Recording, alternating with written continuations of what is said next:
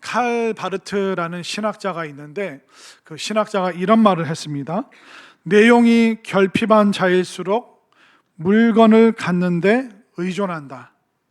그러나 내용이 있는 사람은 존재한다. 좀 신학적이고 철학적인 내용이어서 좀 표현은 어렵지만 금방 마음에 와닿는 그런 구절 같습니다. 내용이 결핍한 자일수록 물건을 갖는데 의존한다. 그러니까 우리의 마음이 공허하고 허전하고 또 믿음과 영원한 소망이 없다면 우리는 일시적인 그 소유에 굉장히 민감합니다.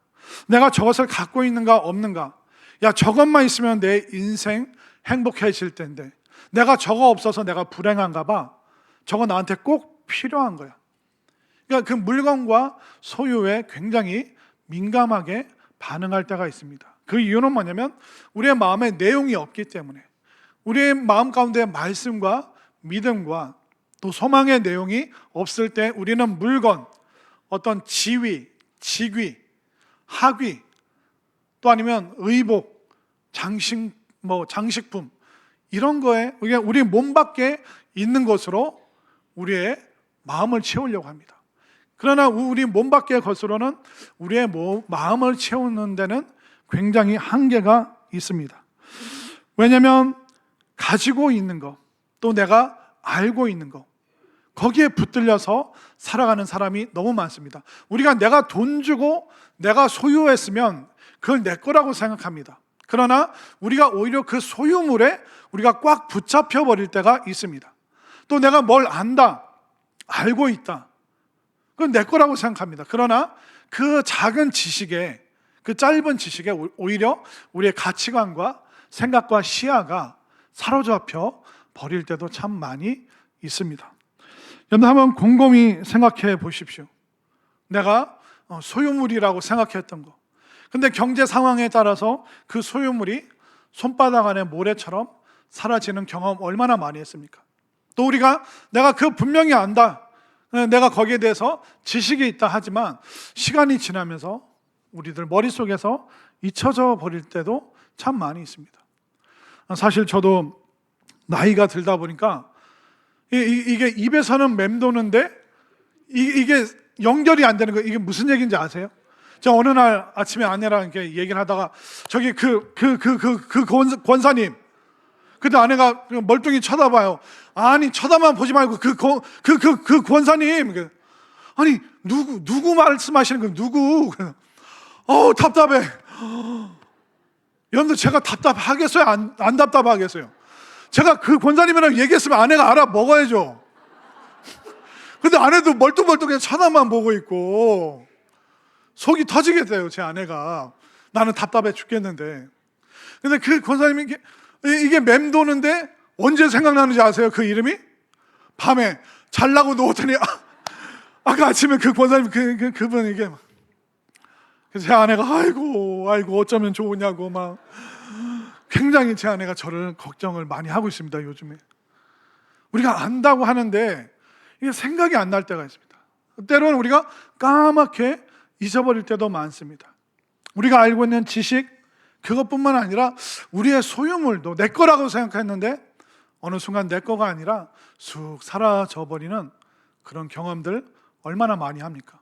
근데 사실 그 세상의 가치관으로 본다면 우리가 소유물이 많고 지식이 많으면 세상에서는 성공했다고 말합니다. 그러나 영원한 개념에서 보면 그것은 어떻게 보면 성공한 것은 아닙니다. 우리가 소유물, 또 지식, 이게 영원할 거라고 생각하지만 영원하지 않죠. 우리가 나이가 들고 걸을 수가 없고 그리고 어두운 장막이 우리에게 들이올 때가 있습니다. 그 어두운 장막 이후에 우리 앞에 뭐가 펼쳐지냐면 영원한 세계가 펼쳐져요. 이 영원한 세계는 유한한 것으로, 일시적인 것으로, 이 땅의 것으로 그 영원한 세계로 들어갈 수 없습니다. 우리가 가지고 갈 수 없어요.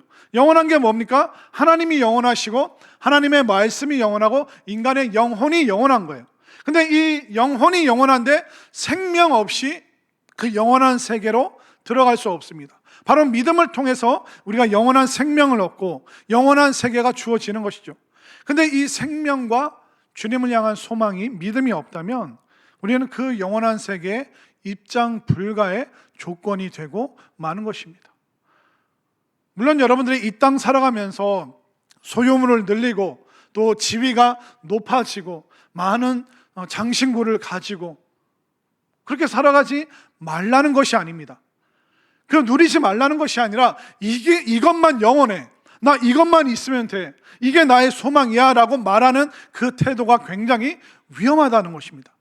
왜냐하면 그 소유물과 그 지식에 사로잡혀서 우리가 영원한 소유물, 영원한 지식이 없는 상태로 나는 세상에서 성공했어, 이 세상이 전부야, 이 땅이 전부야, 그렇게 우리가 입장이 바뀔 수가 있기 때문에 그것만 좋아하는, 또 이것만 있으면 된다라는 그 태도가, 그 생각이 굉장히 위험한 것입니다. 여러분들은 이 땅에서 살아가면서 일시적인 것뿐만 아니라 영원한 것을 먼저 소유할 수 있는, 그 하나님 나라 생명을 소유할 수 있는 여러분들이 될 수 있기를 바랍니다. 그 하나님 나라 생명을 소유한 사람에게는 소망이 있죠. 그러나 그것이 없는 사람들은 소망이 없기 때문에 소유물에 민감하게 반응을 하는 거예요. 그럼 여러분들이 소망이 있느냐 아니면 소유물에만 관심이 있느냐, 그것을 어떻게 구분하고 그것을 어떻게 그 차이를 알 수 있을까요? 그것은 바로 여러분들의 입술에 찬양이 있는가 없는가. 우리가 어렵고 힘든 중에도 찬양이 있다면 그에게는 소망이 있습니다.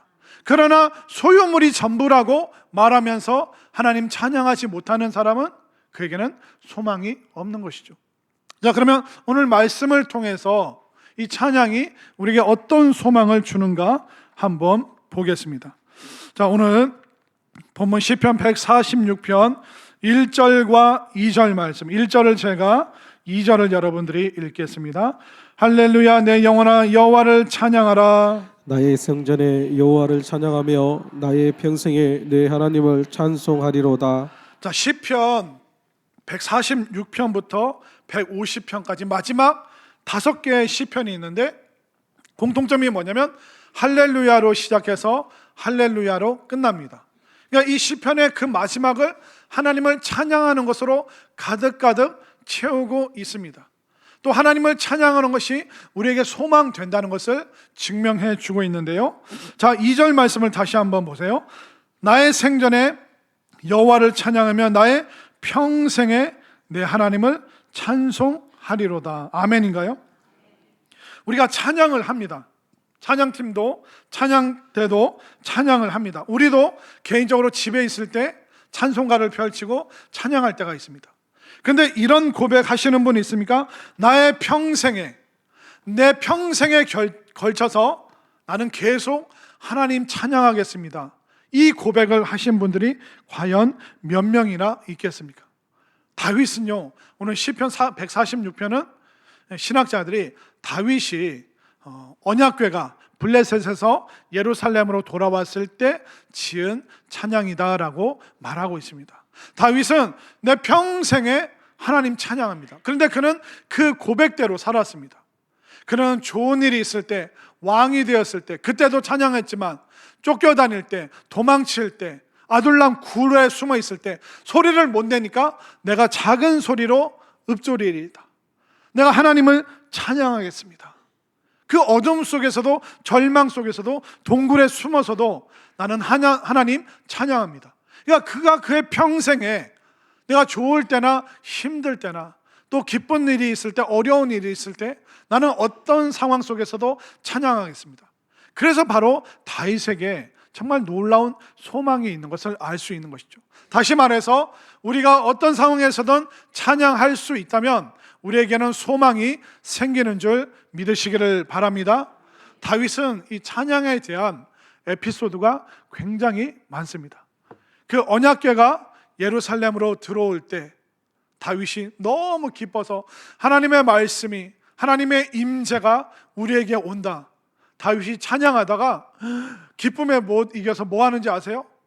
막 이렇게 드리머스 워십팀처럼 막 춤을 춰요. 근데 그 당시에 그 다윗 시대 때 이 허리 벨트가 안 좋았네요. 막 신나게 춤추다가 어떻게 됐을까요? 이 허리띠가 풀어지면서 바지가 훌렁 내려간 거예요. 그랬더니 그 아내가 그 다윗의 모습을 보면서 조롱했습니다. 아니 왜 왕이 돼가지고 채신머리 없게 그 사람들 앞에서 춤추다가 바지가 다 내려가고 아우 남사 싫어. 그 말을 듣고 다윗이 뭐라고 얘기했는지 아세요? 사무엘상 말씀에서 나는 여호와 앞에서 기뻐 뛰놀 것이다. 그러니까 주변 사람들이 뭐라고 그래도 아내가 타박해도 나는 하나님 앞에서 나의 소망 되신 하나님 앞에서 나는 영원토록 평생 나는 뛰놀리라. 이 고백이 여러분들의 고백이 될 수 있기를 바랍니다. 그렇기 때문에 내 소유가 많아졌기 때문에 내 지위가 높아졌기 때문에 그것이 아니라 여호와 하나님으로 인해서 여러분들이 기뻐 뛰놀고 감사할 수 있는 여러분들이 될 수 있기를 바랍니다. 그때 우리에게 소망이 생기기 시작하는 것이죠. 내가 찬양을 할 수 있느냐 없느냐에 따라서 소망이 있느냐 없느냐 그것이 결정된다는 것을 오늘 성경은 보여주고 있습니다. 왜 우리가 찬양할 때 소망이 생길 수밖에 없는가? 왜 찬양해야지만 소망이 생기는가? 우리가 또 우리 주변이 어떤 존재인지 다윗은 너무나도 잘 알고 있습니다. 자, 3절 말씀으로 가볼까요? 3절 말씀 읽습니다. 시작. 귀인들을 의시하지 말며 도울 힘이 없는 인생도 의시하지 말지니. 다윗은요 귀한 사람, 고위 관료들, 다른 나라의 왕들도 많이 만나봤습니다. 그리고 힘 있는 사람, 돈 많은 사람, 건강한 사람, 예쁜 사람, 잘생긴 사람 다 만나봤어요. 그런데 그의 고백이 뭡니까? 귀해 보이는 그 사람들 의시하지 말라. 도울 힘이 없는 인생도 의시하지 말지니. 그게 우리라는 존재라는 거예요. 우리가 모든 것을 다 할 수 있지만 우리는 한계가 있습니다. 우리는 강한 것 같지만 우리는 약합니다. 우리는 착해서 좋은 일을 할 수 있을 것 같지만 사실 실상 우리는 악합니다. 그런 연약한 존재고 한계가 있는 존재라는 것을 다윗은 고백할 뿐만 아니라 또 우리 주변에 있는 그 사람들도 분명한 한계가 있다라고 말하고 있는 것입니다. 여러분들이 지금 어려울 때, 아니 예배 끝나고 나서 전화로 누구에게 도움을 요청했을 때 누구에게 전화할 수 있겠습니까? 그 사람이 지체하지 않고 알았다고, 내가 빨리 가겠다고 그렇게 여러분들에게 도움의 손을 내밀 수 있는 사람이 과연 몇 명이나 되겠습니까? 그리고 그 사람이 평생토록 여러분들 뒷바라지하고 여러분들 도와주고 끝까지 책임질 수 있겠습니까? 다윗은 왕의 입장에서 모든 사람들 만나고 대단한 사람들 만나봤지만 때로는 그 도움의 손을 놔버리는 사람들 참 많이 만났습니다. 우리가 구약 성경을 보잖아요. 그러면 거기에 그런 표현이 많이 반복됩니다. 애굽을 의시하지 말라. 애굽으로 내려가지 말라. 왜 애굽을 의시하지 말라고 할까요? 애굽이라는 대제국, 강대국, 힘이 있는 그 나라를 의시하다 보면 우리가 하나님을 까맣게 잊어버리게 됩니다. 그런데 문제는 뭐냐면 애굽이 동맹일 때는 도와줍니다. 그러나 애굽이 아수르와 또 구스, 에티오피아 다른 나라와 연합군이 되어버리면 이스라엘을 포기해버립니다. 이스라엘을 놔버립니다. 다윗도 왕으로서 여러 동맹을 맺어봤지만 그 동맹이 하루아침에 끝나버리는 것을 너무나도 많이 경험을 했습니다. 오늘날 국제 정세가 어떻습니까? 정말 자기 나라의 이익을 위해서는요 평생 동맹이라고 생각했는데 어렵게 만들 때도 얼마나 많습니까? 러시아와 우크라이나 안 싸울 줄 알았습니다. 전쟁은 위험하니까 안 일어날 줄 알았어요. 근데 그 전쟁이 지금 3년 이상을 가고 있습니다. 얼마나 불안합니까? 또 우리가 나라와 민족을 위해서 기도해야 되는데 지금 우리나라와 북한이 지금 종전 상태입니까? 아니면 휴전 상태입니까?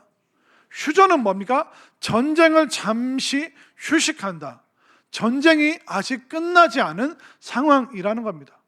이런 국제 상황 속에서 과연 우리의 영원한 동맹이 과연 몇 나라나 있을까? 자국의 이익 앞에서 얼마든지 동맹국에 손을 놔버릴 수 있는 위험한 시대를 우리가 살아가고 있습니다.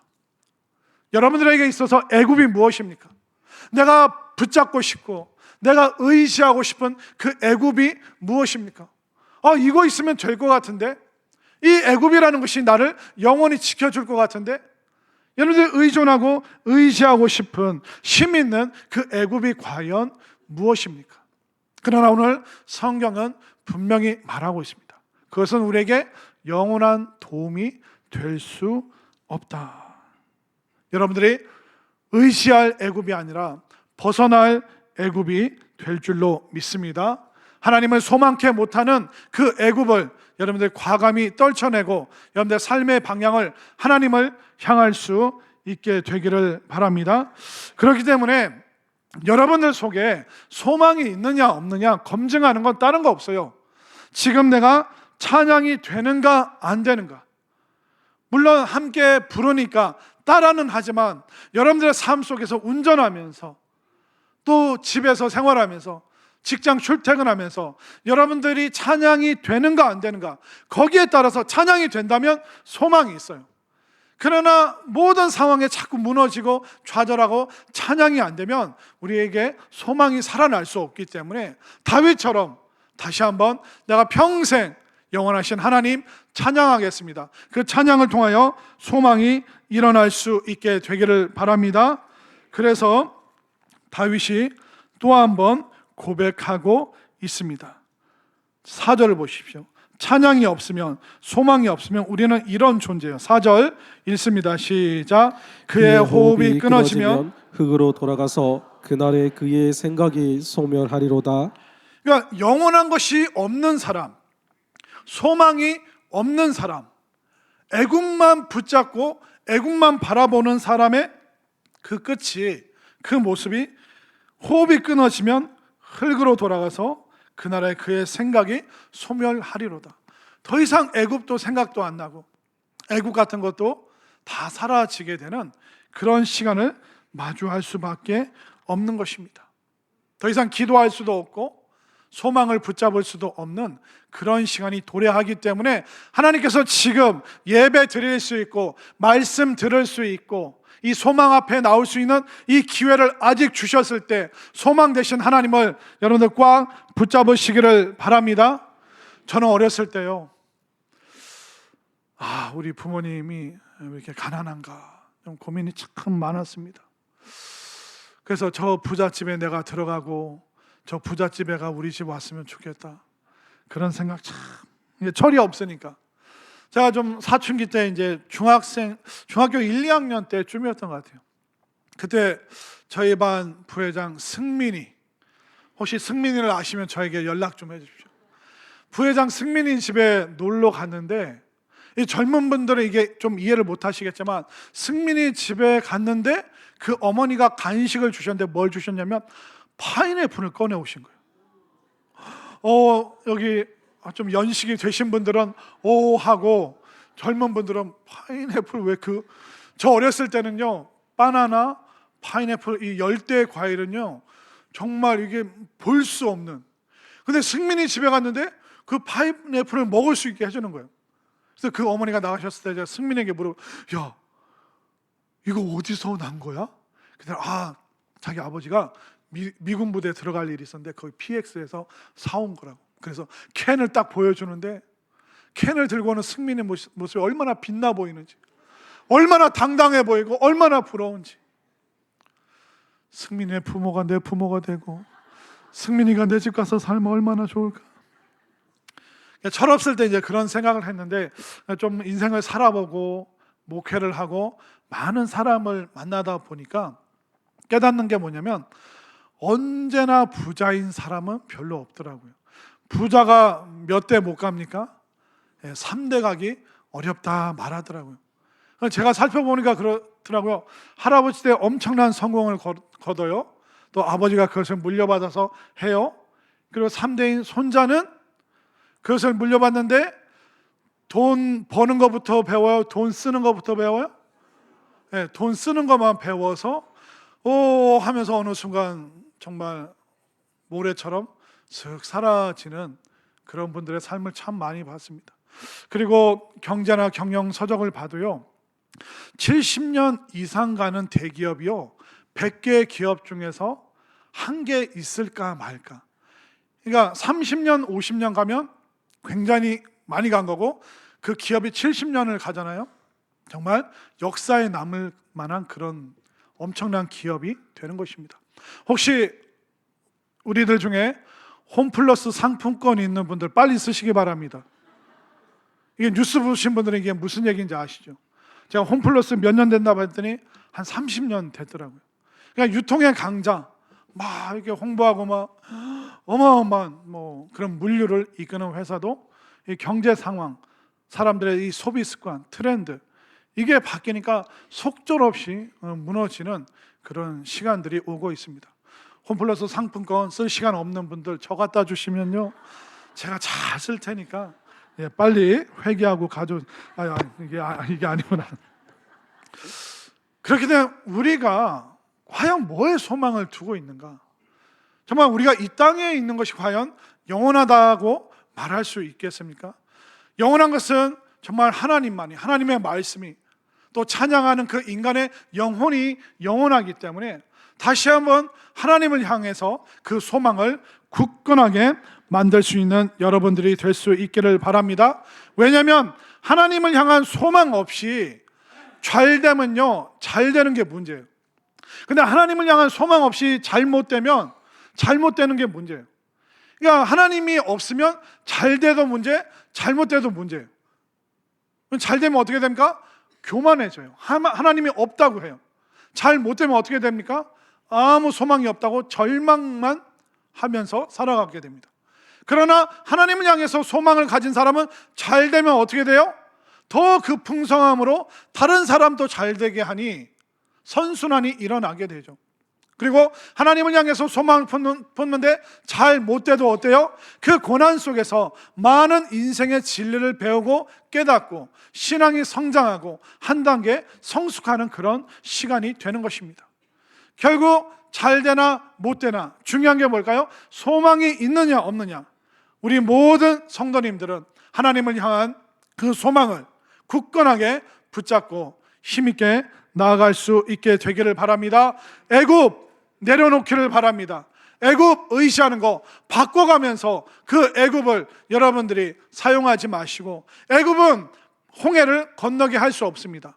그러나 우리가 하나님께 소망을 둘 때 하나님께서 인생의 바다를 갈라주시든지 아니면 바다 위를 걷게 해주시든지 소망의 하나님께서 여러분들 인도하시는 줄 믿으시기를 바랍니다. 한번 따라하겠습니다. 바다를 갈라주시든지 바다 위를 걷게 하시든지. 아멘인가요? 그렇기 때문에 애굽은 능력이 없어요. 그러나 소망의 하나님께서 여러분들에게 기적과 은혜를 베풀어 주실 줄로 믿습니다. 자, 이렇게 우리가 소망의 하나님을 의지하자 이렇게 외칠 때 세상 사람들은 뭐라고 하는지 아세요? 교회 다니는 사람들 나약하게 하나님 의지하고 말이야. 그냥 홀로 탁 멋있게 서야지. 나약한 교회 다니는 사람들은 하나님만 의지한다고 얘기한다고. 여러분들, 하나님을 의지하는 것이 과연 나약한 것일까요? 우리 성경 말씀을 한번 보겠습니다. 5절 말씀으로 갑니다. 5절 말씀 시작.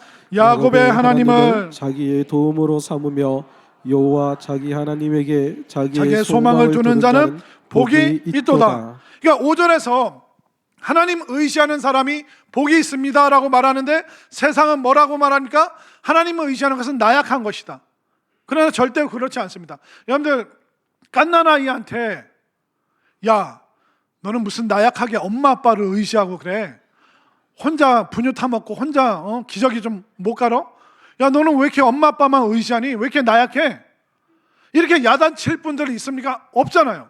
갓난아이가 엄마 아빠를 의지함으로 부모님의 그 모든 풍성한 자원을 누려서 뽀동뽀동 살도 찌고 걷고 달리고 인생을 살아갈 수 있는 것입니다. 갓난아이, 우리가 갓난아이보다 나은 게 뭐가 있습니까? 갓난아이들은 뒤집기도 하는데 여러분들 뒤집기 할 수 있어요? 할 수 있는 사람은 이따 예배 끝나고 제 앞에서 해보세요. 할 수 있는 사람은 아무도 없을 거예요. 그러니까 우리가 갓난아이보다 나은 게 별로 없어요. 갓난아이들은 분유가 없으면 배고프면 울어요. 여러분 어때요? 똑같잖아요. 여러분들 지금 시장하신 분들 많죠. 설교 빨리 끝나라. 설교 빨리 끝나라. 빨리 밥 먹으러 가야 된다. 갓난아이랑 우리랑 다를 바가 없어요. 우리도 좀 밥때가 늦어지면 짜증냅니다. 막 승질 부립니다. 뭐 좀 없으면 막 울고불고 난리가 납니다. 이거 없으면 나 끝난다고, 내 인생 끝난다고. 갓난아이랑 다를 바가 없어요. 그렇기 때문에 우리는 누구 의지해야 됩니까? 갓난아이 같은 우리는 하나님을 의지해야 될 줄로 믿습니다. 하나님 의지하는 것이 가장 놀라운 지혜고 가장 복되다라고 성경이 이미 선언하고 있습니다. 그렇기 때문에 저는 하나님만 의지합니다. 이 말 왜 못합니까? 이 말 왜 안 하십니까? 다시 한번 따라하겠습니다. 저는 하나님만 의지합니다. 아멘인가요? 그러니까 이 고백을 자꾸 하셔야 돼요. 그래야지 우리들 마음속에 소망이 생기고 또 그 소망이 하나님께 우리가 찬양하면서 그 소망이 더욱더 힘있게 강하게 우리 마음속에 자리 잡게 되는 것을 분명히 믿으시길 바랍니다. 저는 하나님만 의지합니다. 이것이 우리 모두의 고백이 될 수 있기를 바랍니다. 이 고백을 해야 되는 사람들이 또 7절부터 9절까지 나옵니다. 여러분들 7절부터 9절까지는요 우리가 만날 수 있는 모든 소망 없는 사람, 기도도 안 되는 사람들이 7절부터 9절까지 나옵니다. 자, 7절부터 9절까지 제가 한 절 여러분들이 한 절 교독하겠습니다. 억눌린 사람들을 위해 정의로 심판하시며 줄인 자들에게 먹을 것을 주시는 이시로다. 여호와께서는 갇힌 자들에게 자유를 주시는도다. 여호와께서 맹인들의 눈을 여시며 여호와께서 비굴한 자들을 일으키시며 여호와께서 의인들을 사랑하시며 함께 읽겠습니다. 여호와께서 나그네들을 보호하시며 고아와 과부를 붙드시고 악인들의 길은 굽게 하시는도다. 아멘. 여기 불쌍한 사람들 투성이잖아요. 인생의 고난을 겪는 모든 부류의 사람들이 다 나와 있습니다. 7절을 보십시오. 억눌린 사람, 줄인 사람, 갇힌 사람. 8절 맹인, 앞을 못 보는 사람, 비굴하고 비참한 사람, 또 좋은 일을 위해서 앞장섰는데 고난당하는 의인들. 9절에는 나그네가 나오고 고아와 과부도 나옵니다. 소망이 없어요. 기댈 곳이 없어요. 기도할 힘도 없는 사람들입니다. 사실 우리들 중에 지금 고아이신 분들이 얼마나 많습니까? 제가 예전에 서울에서 부교육자 사역할 때 70대신 권사님의 어머니가 돌아가셨어요. 그 70대신 권사님의 어머니니까 연세가 95세 되시는 권사님이, 노 권사님이 돌아가셨어요. 이제 발인 예식을 마치고 이제 출발하는데 그 권사님이 저를 막 친정 아버지 붙잡듯이 붙잡고 막 우는 거야. 목사님, 나 이제 고아됐어. 나 이제 고아됐어. 70 권사님이 눈물을 뚝뚝 걸리면서 아니 아들 손자 며느리 다 있는데 자기 고아됐다고. 우리들도 상황은 다르지만 나그네처럼 마음 놓을 길 없고 정처 없이 인생 살아가는 분들 얼마나 많습니까? 또 평생 100년 해로하자 약속했지만 그런데 내 곁을 건강 때문에 또 사고로 인해 일찍 떠나는 배우자들, 가족들, 친지들 얼마나 많습니까? 또 여러분들 술 친구들 많죠? 그 친구들 우리 우정 영원하다. 근데 돈 앞에서 돌아서는 사람들 얼마나 많았습니까? 그 돈 앞에서 내가 비참해지고 비굴해지고 또 내 인생 잘 살아간다고 하지만 나는 시야가 갇힌 사람, 시선이 짧은 사람, 멀리 못 보는 맹인 같은 그런 인생 살아가는 우리들이 얼마나 많습니까? 이렇게 힘든 사람들, 소망이 없는 사람들이 어디로 가야 될까요? 바로 5절 말씀으로 올라가라. 5절 말씀에 소망이 있다. 그러니까 7절, 8절, 9절에 포함된 우리 모두가 5절로 올라가야 되는 거예요.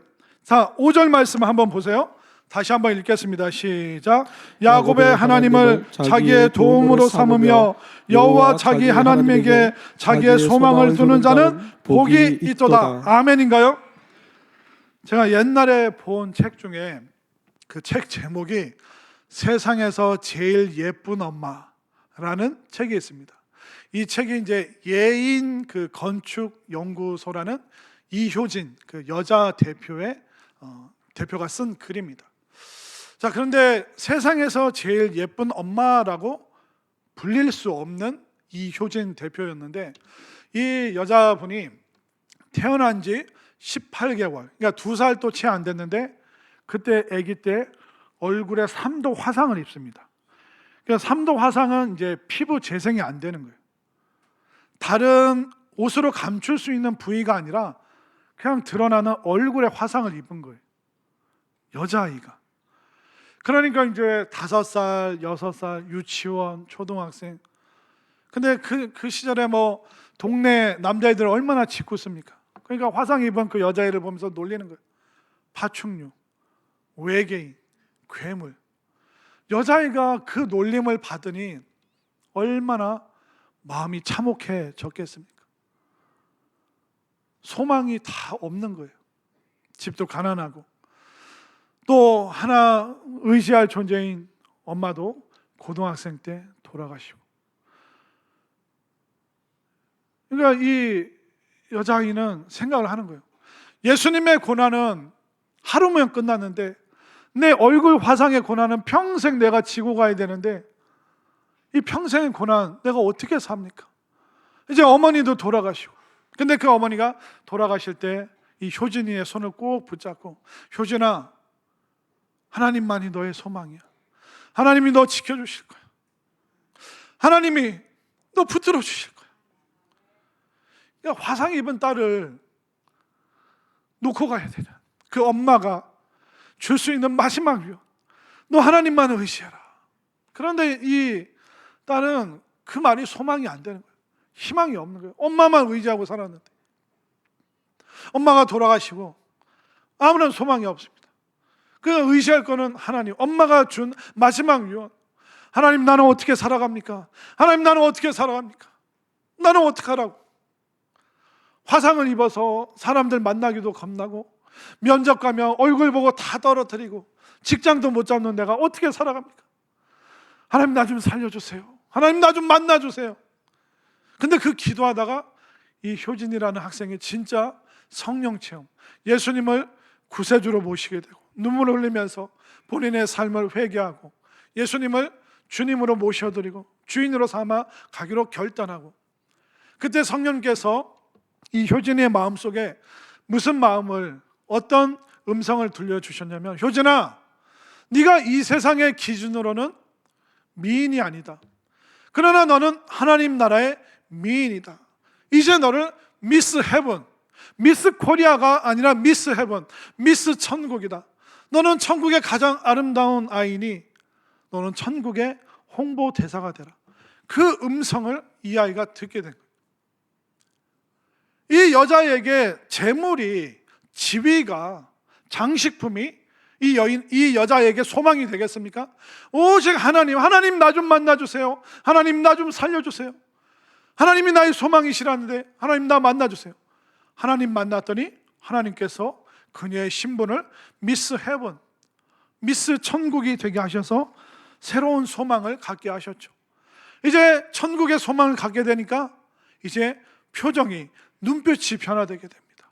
평생 혼자 살 줄 알았더니 멋진 남자가 프로포즈하고 결혼하고 아이도 2명 낳고, 그래서 아이를 키우는데 어느 날 이 유치원생 된 아들이 평생 남자아이들로부터 외계인 같다, 파충류 같다 놀림 받았는데 어느 날 아들이 엄마인 자기를 꼭 안더니, 엄마는 세상에서 제일 예뻐.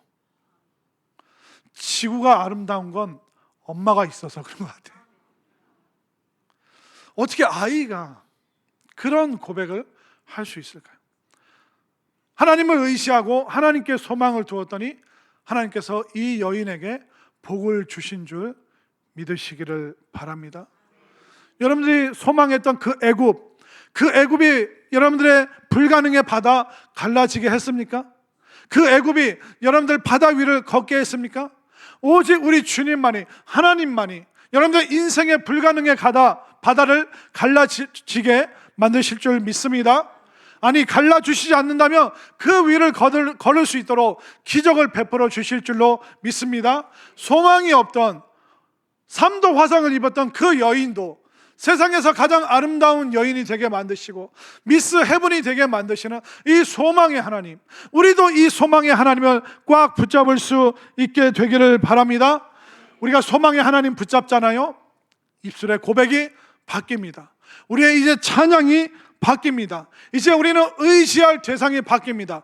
우리의 마음을 구속하고 있던 근심과 걱정, 염려, 이 모든 묶음으로부터는 우리는 풀어지고 자유함을 얻게 될 것입니다. 우리는 불가능을 돌파하여 놀라운 기적의 바다로 우리는 나아갈 줄로 믿습니다. 이 소망의 하나님 의지하면서 미스 헤븐으로 이 땅에서 정말 가장 아름다운 사람으로, 그리고 불가능의 바다를 건널 수 있는 우리 모두의 삶이 될 수 있기를 간절히 소망합니다.